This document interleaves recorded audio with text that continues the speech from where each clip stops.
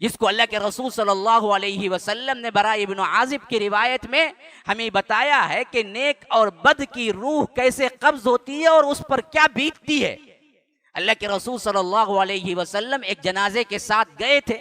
रिवायत में आता है कि अभी जनाजा जो दफन करने के लिए कब्र थी वो तैयार नहीं हुई थी, तो अल्लाह के रसूल सल्लल्लाहु अलैहि वसल्लम इंतजार के लिए बैठ गए और इसी असना में सहाबा भी बैठ गए और अल्लाह के रसूल सल्लल्लाहु अलैहि वसल्लम ने अब बहुत ही अनोखा वहां पर सवाल किया कि मालूम है जब इंसान की मौत आती है और रूह कब्ज होती है तो उस पे क्या बीतती है और ये रूह कहाँ जाती है। असहाब रसूलुल्लाह सल्लल्लाहु अलैहि वसल्लम ने कहा कि अल्लाह के रसूल आप हमें बताइए, आप बेहतर जानते हैं। तो अल्लाह के रसूल सल्लल्लाहु अलैहि वसल्लम ये तवील तरीन अहादीस और मुख्तलिफ अहादीस का खुलासा है मुस्नद अहमद वगैरह की रिवायत के अंदर, जिसमें अल्लाह के रसूल सल्लल्लाहु अलैहि वसल्लम ने पूरी कैफियत बयान की है। बयान किया कि जब किसी की मौत का वक्त आता है तो सबसे पहले अगर वो अच्छा इंसान होता है तो आसमान जैसे सूरज वाले यानी सूरज वाले रोशन सितारे जैसे खूबसूरत सूरतों के साथ फरिश्ते आके बैठना शुरू हो जाते हैं, यहाँ तक कि उससे उन्हें उन्स होता है, राहत होती है, उससे उन्हें क्या है अल्लाह की मुलाकात का शौक पैदा होता है। जैसा कि मैंने गुज़िश्ता जुमा में बयान किया कि जो अल्लाह से मुलाकात चाहता है अल्लाह भी उससे मुलाकात चाहता है, जो अल्लाह से मुलाकात नहीं चाहता अल्लाह भी उससे मुलाकात नहीं चाहता। तो अम्मा आयशा ने पूछा, अल्लाह के रसूल हम सब मौत से कराहत करते हैं तो मौत को कौन चाहता है। अल्लाह के रसूल ने फरमाया, आयशा बात ये नहीं है, जब मलकुल मौत या फरिश्ते मौत के आकर इतला देते हैं कि अब जाने की तैयारी है तो उस वक्त मोमिन बंदा कहता है कि हाँ मैं हाजिर हूं, मुझे ले चलो, खुशी महसूस करता है। अगर वही काफिर और मुनाफिक होता है तो वो दरअसल तंगी महसूस करता है और भागना शुरू करता है। उस वक्त मौत तो टाले नहीं टलती, लेकिन उसकी कैफियत की दर्दमंदी और उसके अंदर का दर्द वो तुम्हें दरअसल मैयत के ऊपर के आंख और अजसाम और चेहरे से भी जाहिर होता है। कभी कभी बास के चेहरे तरोताजा होते हैं मरने के बाद भी, और बास के चेहरे किसी तरह क्या है खजूर का दरख्त जो सूख कर टूट चुका हो उस तरह के क्या है हालात होते हैं उसके चेहरे को देखते हुए, तो उससे भी एक तरह का अंदाजा होता है। लेकिन अल्लाह के रसूल सल्लल्लाहु अलैहि वसल्लम ने फरमाया कि बरा इब्न आजिब की रिवायत में कि जब फरिश्ते आके बैठना शुरू हो जाते हैं यहां तक कि बिल्कुल वो पॉइंट आ जाता है जहां पर एक लम्हा ना आगे ना एक लम्हा पीछे होता है, तो उस वक्त मलकुल मौत आते हैं, साथ में उन्हें खुशबू। एक रिवायत अबू हुरैरा की आई है जिसमें आया है कि सफीद रेशमी कफन लिए हुए जन्नत का आते हैं।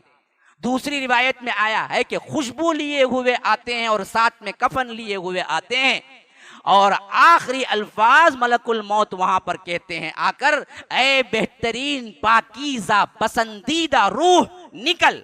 बस ये कहना था कि रूह निकलना शुरू हो जाती है और उसकी कैफियत अगर आलम में आप तसव्वुर करें तो अल्लाह के रसूल ने मिसाल दी जैसे मशकीज़े का ढकना खुल जाए और उसमें से पानी उड़ेल दे तो अगर एक कतरा पानी भी होगा तो कितनी आसानी से आ जाएगा, उस तरह इस जिस्म के कैद खाने से रूह उतनी आसानी से निकल जाती है, कोई तकलीफ नहीं। जैसे आप क्या हैं बॉटल खोलें, पानी अंदर हो और गिलास में पानी डालने के लिए आप बॉटल को झुका दें, तो जैसे ही आप झुकाएंगे पानी का एक कतरा भी हो बगैर किसी दिक्कत के पानी पूरा ट्रांसफर हो जाएगा बोतल में, ये गिलास में। उसी तरह आसानी, ये कैद खाना है, ये रूह का कैद खाना है, याद रखो। ये जिस्म असल में खबरस्तान है, किसका? रूह का। यहां दफन है अंदर कहीं, और यहां से निकलना एक अहम तरीन दर्दनाक कैफियत है। उस कैफियत को अल्लाह के रसूल ने फरमाया अगर वो मोमिन बंदा है तो बस उसे इतनी भी तकलीफ नहीं होगी। जैसे मशकीज़े में से पानी निकल जाता है उस तरह बिल्कुल भी क्या है वो बस मलकुल मौत बुलाएं कि रब तुम्हारी रूह को बुलाता है, निकल आए पाकीज़ा रूह, तो ना उसको बच्चों की परवाह है, ना बीवी की परवाह है, ना माल की परवाह है, ना दुनिया की परवाह है, ना एयर कंडीशन रूम की परवाह है, ना कमाई की। वो तो कहता है ये सब कुछ मैं कर रहा था लेकिन साथ में रब को नहीं भूला। अगर रब ने अब याद किया है चलो मैं अभी निकलता हूं, खुशी खुशी निकल के आ जाता है और उसे कोई दर्द नहीं होता। मशकीजे से जिस तरह पानी निकल उस तरह निकल जाता है।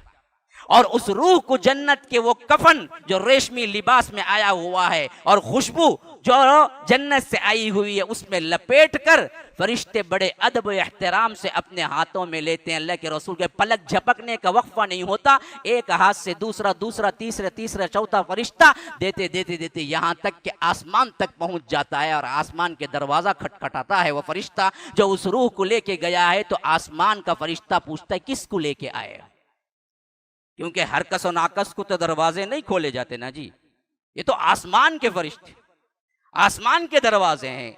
जमीन के महलात भी अगर कोई क्या है अहम तरीन महल है तो दरवाजा नहीं खोलता जब तक के पूछता नहीं कि कौन है।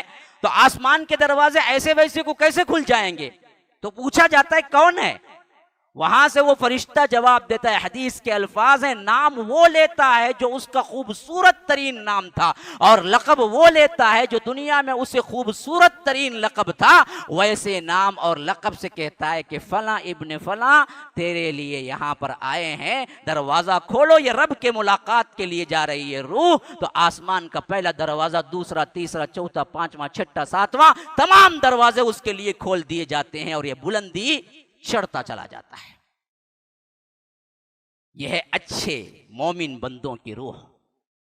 ये कैफियत सामने मैयत हो तो आपको नजर नहीं आएगी, ये कैफियत एक और आलम का नाम है, तुम्हें दिखेगा नहीं।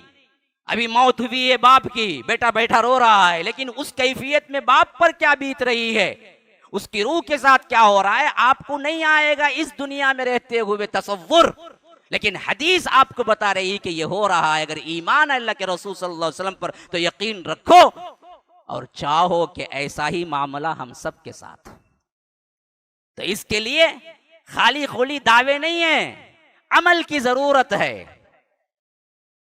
अमल की पेहम जरूरत है, तब कहीं जाके ये मौका मिलता है, वरना तो बड़ा कठिन मरहला है। दूसरी तरफ इसको भी सुन लो, अल्लाह के रसूल सल्लल्लाहु अलैहि वसल्लम कहते हैं अम्मल काफिर वल मुनाफिक, या कमजोर ईमान वाला, बुराई करने वाला, दगाबाज, धोखेबाज, मुशरिक, काफिर, मुल्हिद, मुनाफिक, अगर इसकी रूह कब्ज करने का मौका आता है, सख्त तरीन, सियाह तरीन, करफ तरीन ऐसा चेहरा देखे तो डर जाएं, उस तरह के फरिश्ते आके बैठना शुरू कर लेते हैं करीब, यहां तक कि आखिरी वो लम्हा आ जाता है जहां से इसकी रूह को निकालना होता है तो मलकुल मौत भी पहुंच जाते हैं और कहते हैं कि ऐ खबीस रूह निकल,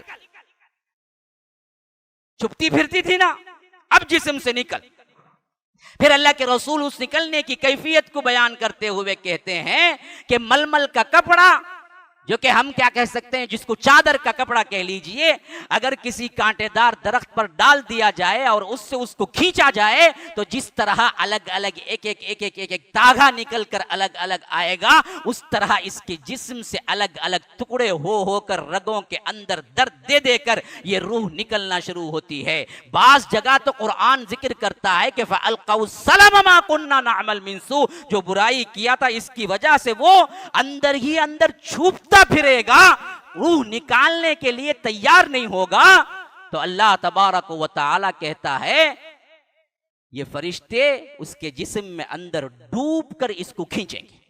वन्नाज़िआत गरक़ा वन्नाशितात नश्ता, डूब कर खींचने वालों की कसम, ये काफिर की रूह है। जिस्म के अंदर मलकुल मौत के जो फरिश्ते हैं वो अंदर इससे दाखिल होकर उसकी रूह जो छुप के फिरना चाहती है उसको निकालते हैं उसको, यहां तक कि ऐसा होता है जैसे तुम मलमल का कपड़ा किसी कांटेदार दरख्त पर डालकर खींचो तो टुकड़े टुकड़े बन के जिस तरह निकलता है, उसी तरह उसकी रूह कट कट के दर्द दे देकर निकलती है।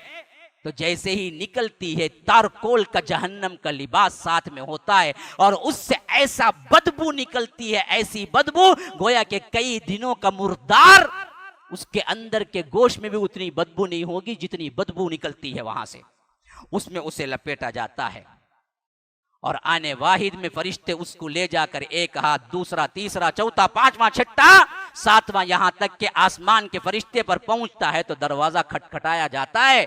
आसमान के फरिश्ते वाले पूछते हैं कि कौन, किसकी रूह लाया है? खबीस तरीन नाम अल्लाह के रसूल कहते हैं। जब से बुरा लक़ब जो उस दुनिया में इस्तेमाल होता था, उससे फला इब्ने फला की रूह आई है, मलकुल मौत कहते हैं, तो वहां से जवाब आता है कि ला तुफत्तह। अल्लाह के रसूल ने यह आयत पढ़ी, उसके बाद फरमाया कि ला तुफत्तहु लहुम अबवाबुस समाई वला यदखुलूनल जन्नह हत्ता यलिजल जमलु फी सम्मिल खियात। इसके लिए आसमान के दरवाजे नहीं खोले जाएंगे। ला तुफत्तहु लहुम अबवाबुस समा, और जन्नत का दरवाजा इसके लिए नहीं खोला जाएगा। तो वहां से उसको कहा जाएगा कि इसको नहीं खोला जाएगा, रब इससे मिलना पसंद ही नहीं करता, आसमान के दरवाजे हम नहीं खोल सकते। पूछा जाएगा कि अब क्या किया जाए? जवाब होगा कि फेंको उठा के इसको यहीं से। फिर अल्लाह के रसूल ने सूरह हज की यह आयत पढ़ी, फकअन्नमा खर्र मिनस समाई फतख्तफुहु तैर औ तहवी बिही रिह फी मकानिन सहीह, कि ऐसे उसको उठा के फेंका जाता है कि यहां तक कि वो हवा के अंदर जो जोर है इसकी वजह से उसके टुकड़े उड़ जाएं, या कोई दूर के मकान में वो जाके क्या है पड़े। इससे अल्लाह को कोई सरोकार नहीं। ये बदी और बुरा और जालिम और मुनाफिक और वो इंसान जो शिर्क करता है उसके साथ ये सलूक होता है। ये है रूह निकलने की वो कैफियत जो सही अहादीस के अंदर आई है। मुसलमानों, खा कोई किस से भी मरे, ये कैफियत से तो गुजरना होता है। हाँ, कौन सी बीमारी से मरे, किस हालत में मरे, इस कैफियत से तो गुजरना होता है। मौत की एक अपनी सख्ती है, याद रखो, वहां से गुजरना होता है। तो फिर क्यों लापरवाह जिंदगी गुजारते हो कि हमें कोई चीज तकलीफ ही नहीं है? ये अमल हमेशा याद रखो, तुम पर बीतेगा एक दिन, जिससे गुजर कर ही जाना है। इसके लिए तुमने क्या तैयारी कर रखी है?